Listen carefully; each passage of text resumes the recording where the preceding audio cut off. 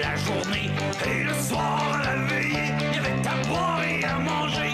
Hey, what's up, petit galop, hey, what's up, petit galop, tout le temps.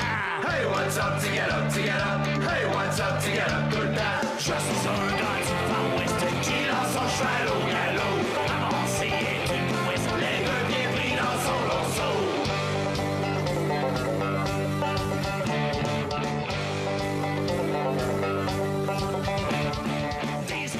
Bonsoir Nicolas. Bonsoir Estelle. Les Jeux capotent, mais qui est donc ce groupe Carotté, donc un nouveau nom de la scène punk québécoise? Vous m'aviez demandé, Estelle, dans les couleurs de TV5 tout à l'heure, un titre, un morceau pour le Nouvel An. Je vous l'ai trouvé, voilà, Carotté avec ce punk québécois.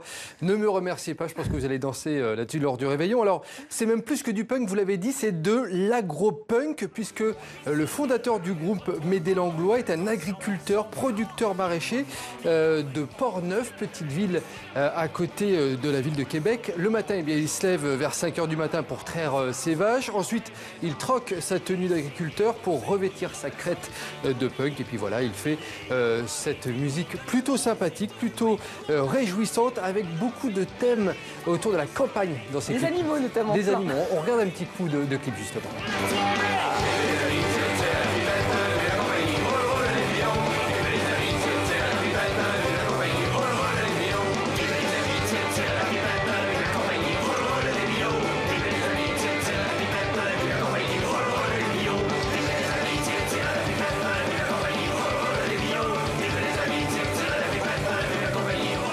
Vient de sortir son premier album qui s'appelle Punk, Chlore et Trashdition, vous remarquerez le jeu de mots, Estelle. Carotté, en tout cas, donne une série de concerts à partir de ce soir jusqu'à la fin de l'année. Il faut bien entendu les voir, vous en doutez, en concert. Oui, on les attend avec impatience à Paris, notamment en France.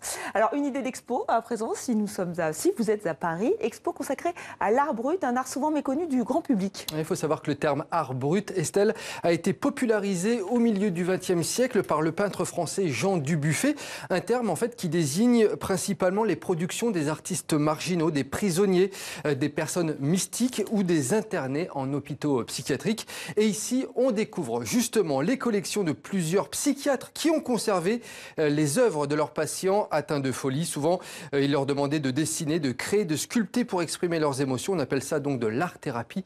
Regardez. L'art-thérapie, une pratique apparue à la fin du 19e siècle. À cette époque, le regard sur la folie change. On ne se contente plus d'enfermer les malades en hôpitaux psychiatriques. On essaye aussi de les guérir et de les comprendre, en s'intéressant notamment à leur production graphique. Les psychiatres ou aliénistes, comme on disait à l'époque, étant les premiers à avoir bien sûr porté attention à ces œuvres, à les avoir collectionnées, rassemblées, en prêtant une attention de plus en plus aiguë à leur qualité esthétique.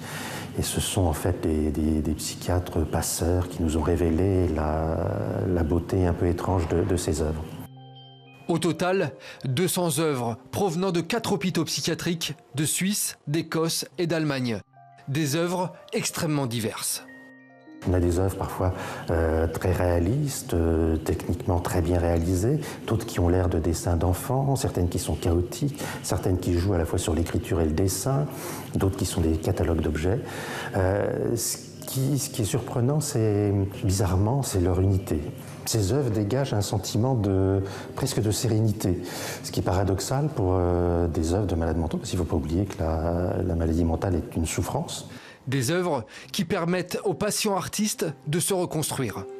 Ce qui fait que cette exposition, finalement, est un peu un signe d'espoir, et qui montre que certains malades ont pu se guérir, ou en tout cas se soigner à travers la pratique de l'art.